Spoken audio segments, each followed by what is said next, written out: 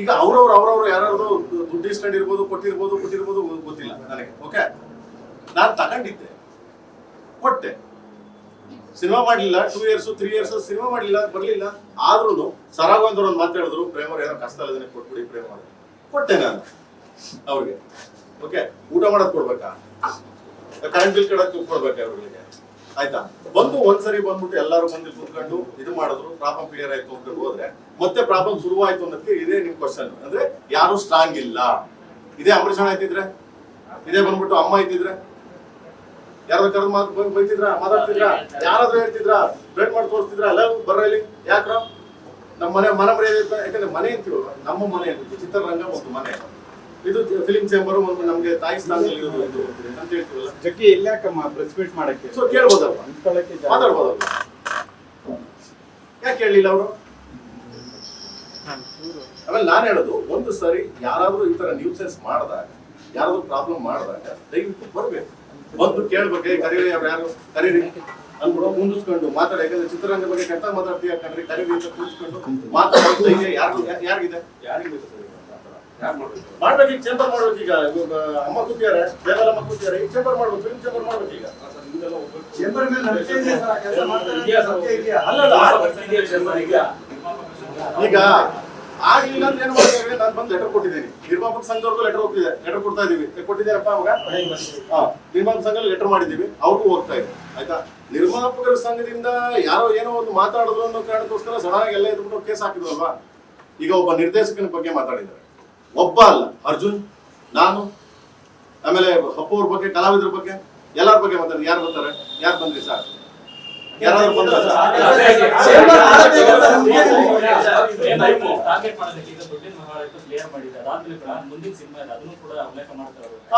ಆಯ್ತು ಅಲ್ವಾ?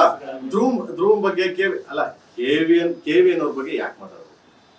First of all ಒಬ್ರು ಒಂದ್ ಸಿನಿಮಾ ಮಾಡಿದಾಗ, ನಾನು ಕರಿಯಾ ಸಿನಿಮಾ ಇಂದ ಹಿಡಿದು ಟಿಲ್ ಟುಡೇ ಕೆಡಿ ವರ್ಗುನು ಒಂದೇ, ಏನಂತ ಒಂದು ಸಿನಿಮಾ ಮಾಡಿದಾಗ ಇನ್ನೊಂದು ಸಿನಿಮಾ ಅದು ಕಂಪ್ಲೀಟ್ ಆಗಿ ಬಿಸ್ನೆಸ್ ಮಾಡಿ ಪ್ರೊಡ್ಯೂಸರ್ ದುಡ್ಡು ಹೋದ್ಮೇಲೆ ಇನ್ನೊಂದು ಸಿನಿಮಾ ಮಾಡೋದ್ನ, ಅಲ್ಲಿವರೆಗೂ ಇವತ್ತಿನವರೆಗೂ ಮಾಡಿಲ್ಲ. ಇಡೀ ಚಿತ್ರರಂಗ ಗೊತ್ತು, ಮೀಡಿಯಾದವ್ರಿಗೆ ಗೊತ್ತು, ಪ್ರತಿಯೊಬ್ಬರಿಗೂ ಗೊತ್ತು, ಎಲ್ಲರಿಗೂ ಗೊತ್ತು. ಇದನ್ನ ಕೆಡಿ ಅನ್ನೋ ಸಿನಿಮಾನ ತಗೊಂಡ್ಬಿಟ್ಟು ನಾನು 3 ವರ್ಷದಿಂದ ಮಾಡ್ತೀನಿ. ಹಂಗಿದ್ರೆ ನಾನು 3 ವರ್ಷದಿಂದ ವೇಸ್ಟ್ ಅಲ್ಲ ನನ್ನ ಟೈಮ್. ಏನಕ್ಕೆ ಹೇಳಿ ನಾ ಇರೋದು? ಪ್ರೊಡ್ಯೂಸರ್ ನೋವಾಗಬಾರ್ದು, ನನ್ನಿಂದ ತೊಂದರೆ ಆಗ್ಬಾರ್ದು. ನಾನು ಅವ್ರು ರೆಡಿ ಮಾಡಿ ಪಿಕ್ಚರ್ ರಿಲೀಸ್ ಮಾಡಿ ತಗೊಂಡು ಹೋಗ್ಬಿಟ್ಟು ಅವ್ರು ಬಿಸ್ನೆಸ್ ಮಾಡಿ ಅದೇ ಕೊಟ್ಟು ಇನ್ನೊಂದು ಸಿನಿಮಾಗೆ ಹೋಗ್ತೀನಿ ನಾನು. ಅದು ನಮ್ಗೆ ಇಷ್ಟ ರೀ. ಕೆವಿಎನ್ 100 ಕೋಟಿ ಮಾಡ್ತಾರೋ, 200 ಕೋಟಿ ಮಾಡ್ತಾರೋ, 500 ಕೋಟಿ ಮಾಡ್ತಾರೋ, ಕೆವಿಎನ್ ಅವ್ರದ್ದು, ಕೆವಿಎನ್ ಸಂಸ್ಥೆ ಅವ್ರದ್ದು. ಈಗ ಯಾರು ಮಾತಾಡಕ್ಕೆ? ನನ್ನ ಸಿನಿಮಾ ಬಗ್ಗೆ ನೀವು ಯಾರು ಹೂವಾರಿಗೆ ಮಾತಾಡಕ್ಕೆ? ಅದನ್ನ ಜನ ಮಾತಾಡ್ತಾರೆ.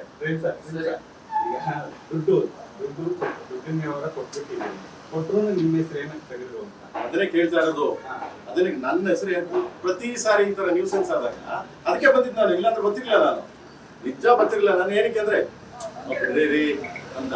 ಈಗ ನಾವು ತಲೆ ಕೆಟ್ಟಂಗೆ ಮಾತಾಡಕ್ ಆಗಲ್ಲ ಅಲ್ವಾ? ನಾವು ಲೂಸ್ ತರ ಹೆಣ್ಮಕ್ಳ ಬಗ್ಗೆ ಇದ್ರ ಬಗ್ಗೆ ಮಾತಾಡಕ್ಕೆ ಆಗಲ್ಲ.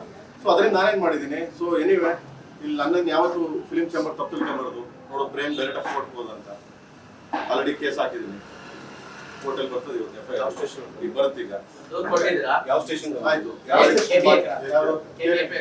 ಕೊಟ್ಟಿದ್ದೀನಿ. ಓಕೆ, ಕೋರ್ಟ್ಗೆ ಹೋಗಿದೆ. ಈಗ ಕೋರ್ಟಲ್ಲಿ ಆರ್ಡರ್ ಮಾಡ್ತಾರೆ. ಈಗ ಬರುತ್ತೆ ಕೋರ್ಟಲ್ಲಿ ಒಂದು 4 ಗಂಟೆ 4 ವರ್ಷ ಬರುತ್ತೆ. ಕಾಪಿ ಎಲ್ಲ ನಿಮ್ಗೆ ಕಳಿಸ್ತೀನಿ.